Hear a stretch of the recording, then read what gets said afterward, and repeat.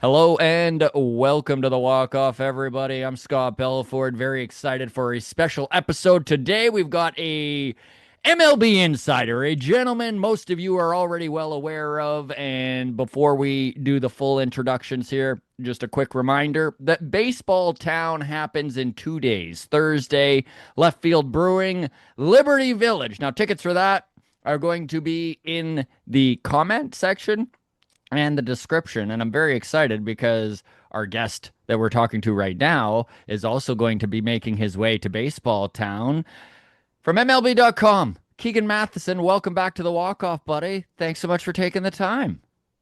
Thank you, brother. Happy to be here. You scared me. You said 2 days. And I thought, Yeah. oh my God, but I guess I am home in 2 days. I've lost all track of my life at this point of the year. Oh, But I I'm am. sure once I baseball am. season's in it, you're in it, right? Like there's It's there's tough. Yeah. time doesn't mean anything. Yeah, we're speaking on Tuesday morning, just for the timestamp. And I filed my story last night in Colorado, game one. And it was this big, beautiful top of the story, blah, blah, blah. The 15-1 win Wednesday night at Coors Field. And my editor hit me back. They're like, are you doing okay, man? I don't know. It's that time of year, but man, I'm fired up for some baseball town. I have not done a left field brewery baseball town either, so No. I'm fired up for this, man. It is our very first one there. I know that listen, I know you like them, and I love that. I love that, like, not a live show is not for everybody, but you Yeah. thrive under the bright lights, my friend. Oh yeah, give me a beer and let me yap. Honestly, cool. Yeah. Great. Like I'd be way happier if I had a nice cold left field beer right now. Oh, I wonder which one I'm going to go with. I think they do have that like ice cold lime beer. I'm I on a do really like big that ice like cold, man. baby beer. I'm having a baby beer summer. I don't think I've drank something over what's a Modelo? 4.3%. I know that I look like I'm supposed to be explaining like a 7% stout Yes, IPA you hybrid to truly you, do. but Yes. it's baby beer summer, man, and I'm excited to drink many baby beers at Well, Left Field Brewery, man. I I'm can't on wait. board with you here, Keegs, because when it comes to beer and my age, I find that what really, because I That's love it. to just sit and have 6 pints. I know it's not really the way you should operate your life, but six heavy IPA pints, just, oh man, I regret it for days I afterwards. can't do it, man. Even hearing that, I feel hungover, and I'm also just a larger man by stature. Hmm. So if I get even a little bit bloated off some IPAs, it looks like I've put on 40 pounds. Yes, Like if I right. go out and get really into draft beer, I wake up the next morning and I'm like Freaky Friday shrieking in the mirror. Like what happened? There's a lot of stature surface area to me, so I can't risk it. But man, I'm fired up. I don't know if I've Yeah. been in that location I yet, it's a but beautiful I'm looking location, and forward to it. I'm excited. I'm excited for it as well. For everyone listening, what we're going to do too, I'm giving 4 tickets away. So all you got to do is DM either the Walk Off Instagram or the Twitter account at Walk Off Podcast. Be like, hey, was watching you and Keegs. Want to be entered into the draw, and we'll make that tonight. And you get front row table here for Baseball Town at the Liberty Village left field. All right, buddy, this is enough. I know everyone watching is probably like, get to it, get to the Blue Jays. Coors Field can really Eh. be the cure for what ails an offense. It does. A really bad baseball team can be that Yeah. cure. It's I'm always a believer that the Coors Field thing is so overdone, and it gets overdone by people from other teams and other cities. Hmm. I think that Rockies media must be so sick of people coming in and being like, "Whoa, 40 runs a game." Is this guy's curveball going to even spin at all, or is it going Yeah. to be a flat? Like I think it's mostly just that the Rockies are really bad at baseball right now, man. And yeah, like it plays into it. Dalton Varshall's home run's a great example. Like Yeah. that thing just went forever. I think that was tied for the longest of his career. But playing in a big ballpark and against a really bad team is a pretty good time. Hmm. And especially if you're the Blue Jays, it's for me, it's not about air thickness and whatever science goes into that. I don't get it. But it's more about just like the big outfield and so much space for them to put balls in play.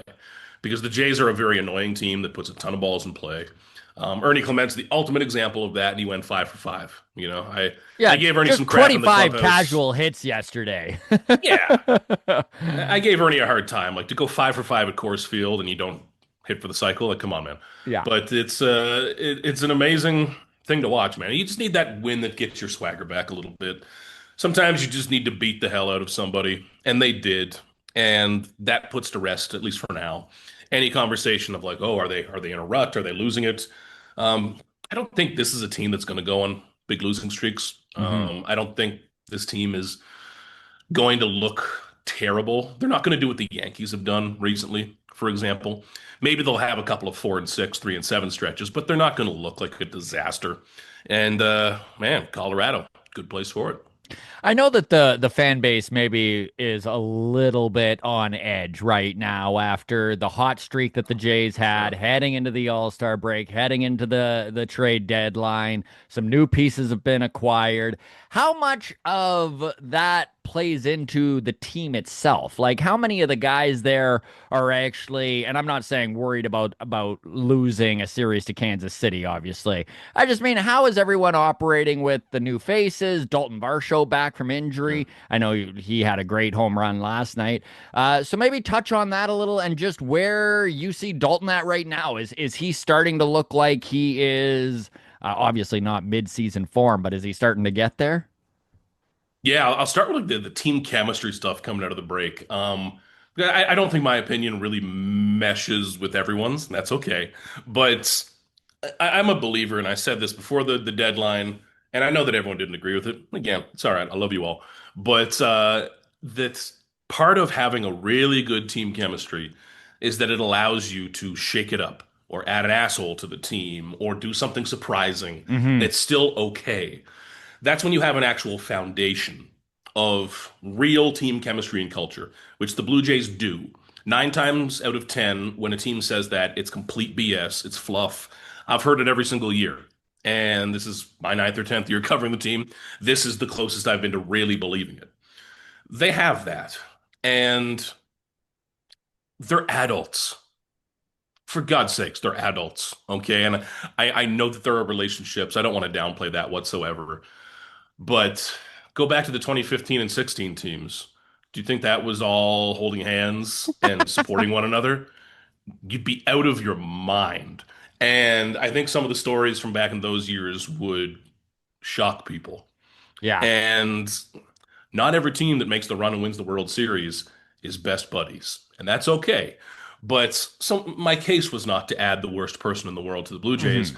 My point was that when you really develop what the Jays have developed, you can take some blows and you can make deals that, when you're adding Dominguez, when you're adding Bieber and Varland, you are bumping people out.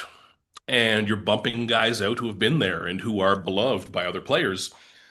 A good clubhouse can handle that. So that's important. But beyond that, like adding Varsho to what the Jays have now, everyone loves Dalton Varsho, period. They absolutely love him. He's everybody's little brother. He's like the bashful, muscled up, like superstar defender. He's a great fit on this team. And beyond being an elite defender, which everybody already knows, beyond beyond Vladdy, does anyone else have more raw power? Like pure, like I'm not talking about who can hit 50, but genuine raw power in this lineup. George is kind of up there. He's hitting his home runs, but is he hitting one 451? I don't know. Yeah. Dalton's raw power is really, really impressive. And we're stuck kind of reaching its segments right now because go back to spring training when he was DHing, when he still had that shoulder thing. He hit like 4 home runs in a handful of games. Starts the season, I think he hit like 8 in 23 games. Goes in the Hmm. rehab assignment, he was hitting home runs. I know it's hard to stitch those together, but they're home runs against professional pitchers at some point. So I think he's a huge piece of this because with how the Blue Jays are built, they're going to get their 10 hits a game. You just need to make sure they're not all singles. And if you have one guy, whether it's Vladdy or Bo or Varsho, who can go deep once a game, that changes everything, man. And Varsho being back is such a huge, huge boost. I guess It might be for bigger than people are giving it credit for, isn't it? yeah, like it's an upgrade on the Miles Straw position, I guess. And just since Varsho hasn't been around and the Jays been winning, I think people are underrating how important he is. Hmm. So huge, just absolutely huge.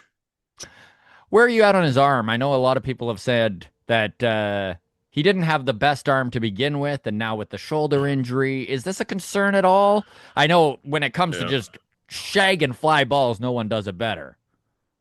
that's worrying. And listen, I say this with all the respect in the world for Dalton, Hmm. but when you go back to before the hamstring injury, it didn't get covered much. A, because it didn't show up much. B, because we only like to cover nice things in the city. But it when balls were hit to him deep, the second baseman was sprinting into the outfield to cut it off. And a lot of Dalton's throws into the outfield were not very hard. We didn't see him have to uncork it very often. Hmm. And that was kind of by design. What I really want to see, and I hope he does well with this, is shallow fly ball just off to the side a little bit. Fast runner is going to tag, and the only option is a max effort throw to home plate just to see what the miles per hour would be on that. He doesn't need to be Addison Barger up at 96, 98, Hmm. but he can't be in the 70s. It's this is going to be a factor eventually. And baseball has a way of being really annoying and making this happen in game six of an ALD or ALCS, I guess, where there is a game six. But can you see how unfamiliar I am with covering the playoffs? But it'll come up in a major moment. You got to hope it's there, but shoulders are so tricky, man. Anthony Santander, shout out. It's shoulders. We talk about elbows all the time. Shoulders are the complicated one, man, and they take a Hmm. while. And there are going to be teams that challenge him. Like this is just going to be something that Oh yeah, happens. Yeah.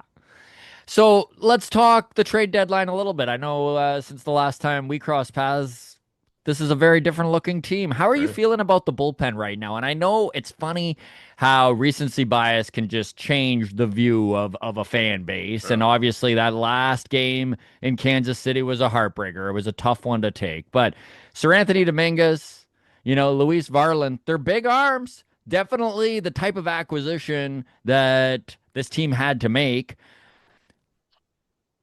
The guys in the locker room, they've got to be thrilled with this. No? You have to be, man. Dominguez is unpredictable, a little scattershoot sometimes, but really good. And Varland is like one of the better non-closer relievers in baseball. It keeps sounding like the Jays are open to like flirting and winking at the camera about starting him next year. Hmm. Uh, no, don't. But he can be a special That feels talent. like a Yariel Rodriguez almost, where they're like, we can get Exactly. more It's value just if we just stretch him out. totally. Don't mess with good. When a guy's good at something, just stop, go away. But Varland especially. And I'll never forget Varland's name because I screwed it up on a TSN hit the night of the trade. Thankfully, we weren't live. Yeah. I was kind of like hooked in with my my ears in to TSN Sports Center as it was all breaking. And I'd be typing my story on my phone and they'd say, "Okay, Keegan, we're coming to you live in 5." And I'd say, "Okay." And we got a full minute into taping a hit. And I think I was talking about Bieber and then the Varland deal. And I could tell with 15 seconds left in my Bieber spiel that I did not remember Varland's name. And it's okay because we could retape it, but I was searching. I was Yeah. searching. And that's what the Blue Jays get in Bieber. And then when you look at the deal with the Twins, a hard throwing right hander and a big addition to the. I don't got it, guys. And I had to break it down. But Man, I have been there with bringing oh, a it's tough. headliner on stage in comedy, and you don't have that. You don't like It's just the brutal. panic, like just the sheer panic of like, Yeah. oh my God. But what that shows, I think, other than my lack of professionalism, is that I had not thought of Louis Varland going up to the trade deadline. And I said this a bunch going up to the deadline, and I never mean it as a lazy cop out, but like the five, I feel like every deadline we get obsessed with the five most aggregated names. Hmm. And they only get out there because one person said it who may or may not be lying about their source, and then 20 more people say it. Hmm. The Jays never really go for that Mr. Big Obvious. Everyone thinks it's going to happen name. Varland's the ultimate example. But those additions on top of Hoffman, on top of Yariel, who I think is one of the most underrated pitchers in the AL, frankly. He's fantastic. And Braden Fisher, who should not be pitching in blowouts, but that's just where they're at. Hmm. It's a really damn good bullpen. It is. And you can shorten games up a little bit. If Max Scherzer, you want to only go 80 with him, let him max out and go crazy on the mound, go for it. If you want to stop Kevin Gausman from facing a lineup a third time, just let him give him hell with that fastball and splitter. Sure, you can do it. So this is a really good bullpen. It's not the best in baseball, but it's good enough. Keegs, I'm curious your thoughts on the years of control with Luis Varland because it is an interesting thing where relievers could not be any more unreliable. Yeah, The best relievers in baseball sometimes will just have a year where you're like, what happened to Craig Kimbrell? And then the yeah. next year, he's the most dominant guy in baseball again, right? So I do wonder where the organization is on these years of control. I know that 2031 it feels like forever away, and everyone kind of touts that. But as Jays fans, we also are aware of what happened with Eric Swanson, right? It's not Yeah. always every year of control means you've got this guy at his best. How do you view Varland and his years of control? And do you think obviously it's better to have 5 years with a guy than it is to have 1 year? But what do you see the Blue Jays development process with him being? They love that stuff. And I think about money too. He's still in his cheap years. Hmm. What did Chad Green cost? 10.5 million. Yeah. Now you don't have to go out and get another Chad Green. Now you can try to find another Braden Fisher, Mason Fluharty, someone like that to fill in the number 6, 7, 8 roles. Whereas you have Varland now, who is your second or third best reliever for the next 5 years, ideally. Probably three of those are going to be good. Maybe an average one, maybe an ugly one, maybe an injury. You never know how pitchers are going to go. But I think that's a really important one. And they always love that control. They've always been obsessed with it. I think they're marketing that better now. It's not going back to like the we acquired, what was it, 46 years of team control. Yeah. But I think they learned their lesson on that one. But Just don't it's say it out loud. yeah, come on, just You can don't think say it, it. but don't say it. But Varland's a special arm, man, and it's an upside play. Like the Twins did good in that, man. I'm excited for Alan Roden. Just go Me play every day too. for a team that's not Yeah. competitive. That's what he needs. Kendry Rojas is like a big price, man. Like Hmm. he is. I think we had him ranked number 5 or 6. A lot of Hmm. teams probably viewed him even higher. Like he is a legitimate. He's a Maybe it never legitimate works prospect. out, That's one but thing that I like think big, big, big. maybe, yeah, Yeah, exactly. People it kind of got lost in the weeds that like the Jays did pay oh a yeah. good price for Varland. And same with the Bieber deal. Like they gave up Watts Brown is another one. Those are Hmm. three top 10 prospects and Alan Roden, who just was a top 10 prospect. So Hmm. it's big shout out to the farm system though, man. They gave them ammo to do it. And now when the farm system gets ranked low again next year, I guess I've got to give them some credit for like it's hard to climb the ladder when Ross When is you're trading moving all the good pieces. prospects, but Yeah. that's part of how it works, man. They did their job. So let's talk about the big acquisition. And I mean, I guess it depends on perception, but it sure feels like the Mm, big acquisition, the highest ceiling of everyone acquired was definitely Shane Bieber. I mean, this is a former Cy Young Award winner, a 30-year-old who has been there and done that, who has pitched in the playoffs. This is a guy who can take the ball game one. I know he pitched in Buffalo yesterday. He looked pretty good. Where's the organization on his first time in a Blue Jays uniform? It's still up in the air, I'm guessing. Sounds like it. Yeah. Schneider said probably two more. So Okay. that's Saturday, then probably the following Friday, something like that, if it works out that way, which would line up his Blue Jays debut to be on the road in what cities are those? Pittsburgh and Miami. Glamour Oh, road trip, baby. right. Yes. That would probably set up for the debut and then his home debut that following homestand. He's a legitimate ace if he's healthy. And even if he comes back for now at 90, 95%, that's probably a number two. Hmm. You still hope that Gosman or Scherzer or someone is hot at the right time. It seems like no one's really sustained a hot streak for 10 starts in a row. It's Gosman looks like a true ace for 2 starts and then Hmm. tough. But like Bieber, if he's healthy, will probably start games 1 or 2 of a postseason series. And Cal Steven is a big price to give up, the Guardians are going to turn him into such a Cleveland Guardians pitcher who will walk three hitters over 200 innings. But whatever. Like Shane Bieber raises the ceiling right now. Hmm. And like this team hasn't won a playoff game in a decade. If Shane Bieber wins a playoff game, boom, fantastic trade. Hmm. If you find a way to keep him beyond this year, best trade you've ever made. But even if Bieber wins a game in the playoffs, I don't care what happens to Cal Steven long term. Like whoever he turns out to be, you're happy with it. Good for him. Because the Jays didn't really have that high end arm. And this market didn't really have the, 37-year-old ace on his last legs, but he's got one more rental run in him. It was a weird pitching market.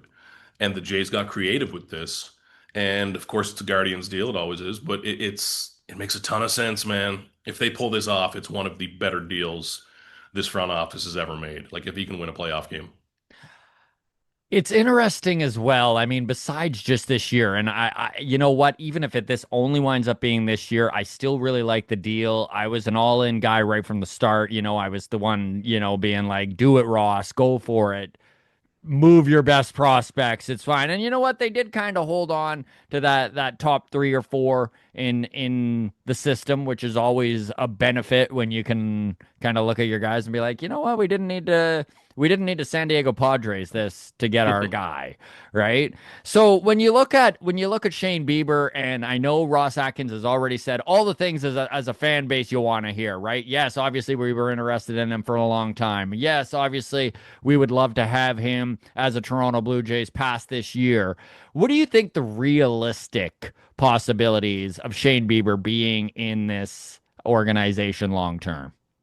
Well, if he pitches well, he's not picking up a player No, option, of number course not. one.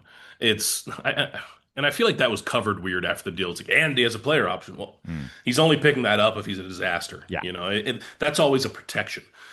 If he's even loosely competent, that's never happening. yeah. So let's say the way I view it now is that let's say the Blue Jays before this deal had a 10% chance of signing Shane Bieber this offseason. Their goal now is to make it 20, and money's always going to matter, but the Jays have money. But Bieber, like right away, was going on and on about how the Jays have been helping his family already. They feel taken care of.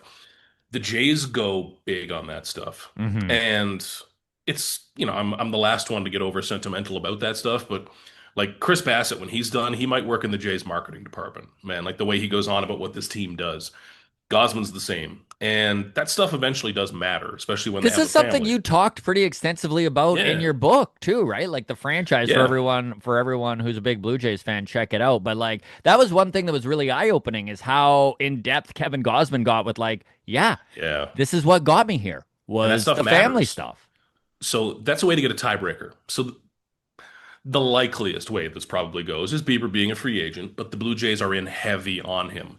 And if the Blue Jays and one other team are both in the same dollar range, roughly, Hmm. then he can look and say, hey, I know for sure that if I'm in Toronto, my wife is going to be taken care of. My parents will be taken care of when they come in to see games. My friends and family are going to be in a safe city at a good stadium, have great places to hang out. That matters. It keeps everyone happy. It's not going to be the number one consideration, but the Jays always need the tiebreaker. And I think they now have an opportunity to get that tiebreaker. It happened with Jose Barrios. Different because he had a year remaining, but he came to Toronto and just he liked it. Hmm. It's that simple. And once a player likes a place, as long as the money is right, you can do it. And the Jays are going to have money because Scherzer's off the books, Bassett's off the books, Gosman's a year away, Barrios has an option after next year. They've got money to spend, man. And Bieber is such a Jays type of pitcher. Put him with Pete Walker, man. I think that'd be awfully pretty. Keegs, let's talk the AL East here before Mm. I let you go and experience the city you love to be in there in Denver. Um, New York just looks bad right now. I They do. know, I know that to just write the Yankees off would be the stupidest thing anyone could do because they are a good team despite playing like a bad team. Now, on the other hand, the Boston Red Sox, I think they're not as good as they're playing as, Yeah. but we're down to the final 50 games here. A lot can happen. When you look at this AL East and the dogfight that the Blue Jays are in right now, who is the team that you're most nervous about? And does the energy around the clubhouse, are these guys at the point where they're keeping an eye on the standings yet, or is this still head down, Blue Jays first, let's just handle our business? Oh, they're definitely watching, and I'm Yeah. glad that they're not BSing about it. I hate that whole like I'm Yeah. not paying attention. Yeah. Yeah, you are. Like they have the game. There have been Yankees games on in the clubhouse and stuff, and they're not obsessing over it. But Hmm. if you look up and you see the Reds hit a home run against the Yankees, hell yeah. And honestly, at this point, like I don't care as much about talent. Like the Red Sox just seem like they've got some momentum at Hmm. this point, and that matters. The Jays on paper are not a mega team by any means. We all thought they'd be 500-ish, but they're making it work and they have momentum. The Yankees without Aaron Judge just seem like a mess, honestly.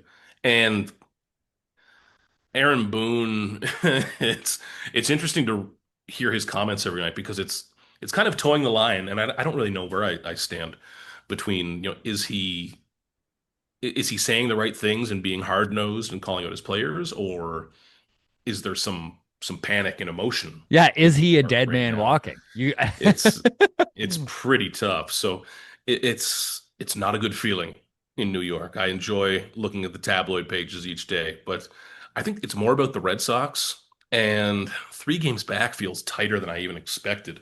So they're going to have some big games coming up against Boston, but man, the Yankees, you've always got to fear them. Aaron Judge can change everything, Hmm. but they just don't feel right now, and it feels like it's headed in the complete wrong direction.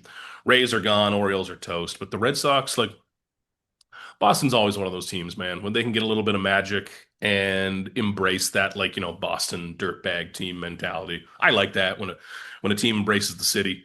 So we'll see, man. But 3 games feels tighter than I keep thinking. I keep Hmm. thinking the Jays have a little more, but it's gonna be spicy. It is going to be spicy. And even when you look at the wild card race going on right Mm. now, and the Mariners and the Yankees are tied for that final spot, and then the Rangers are only a game and a half back. Do you think when you look at the wild card right now that the Texas Rangers can kind of continue to push Seattle and to push the Yankees? Because I almost look at it like it's not impossible that this doesn't even wind up being a race. Yeah, even when like Seattle's pitching, I still like so much, Yeah. but it's the Rangers, I felt, are a team that were out of it for so long and were such a disappointment. And they kind of climbed back in. Even Cleveland being 2.5 out, Hmm. it's like after, they could have held on to Shane Bieber and tried to make a run. But some like teams tell the truth about themselves at the deadline, and I think they knew they weren't going to make a big run. But man, if the Yankees were to miss the postseason Oh, and they're a game and a half out, it'd be oh my beautiful. God. God, it would be beautiful. Everything that's not nailed down would be gone there. But even like the Royals, I want to see the Angels make a run. I want to see the Angels make this ridiculous run down the stretch. I mean, even the Rays are 5.5. Come on. It's part of me likes what the third wild card has done, but it's a little wide open right now. But the Rangers, and I think the Mariners are a wild card team. I think they made big additions. I think their pitching is very good and will be better. I think Boston's got momentum. Like I'm looking at the Yankees and if they will fall out of that. And if that can be the Rangers, oof, they've got some veteran guys who Hmm. are not off to great starts, but it's late. We'll see, man. That's going to be a good race, and I'm invested because I need their, you know, for example, do I love traveling to Cleveland? Perhaps not. So, if they were to miss the wild card, that's okay. I'm concerned for my travel. One less day in Seattle's the another. cleave. Yeah. That's it, man. Seattle too. I mean, I love the city of Seattle. Do I want to be going back and forth to Seattle for a playoff series? Maybe not. Yeah. So we'll see. Boston and New York, though, that's nice. That's quick. That's easy. Well, Keegan, thank you so much for taking the time to join us, man. I'm really excited to have a pint with you and talk some baseball at Baseball Absolutely. Town. Just a reminder, everyone watching, we do have 4 tickets we're giving away. So if you're looking to go and hear us talk some Blue Jays, drink some beer, and just be around a bunch of other Blue Jays fans, shoot us a DM. The Walkoff Podcast on Instagram, at Walkoff Podcast on Twitter. Keegs, thanks again, my man, and we'll see you in a couple days. Absolutely. We'll see you there.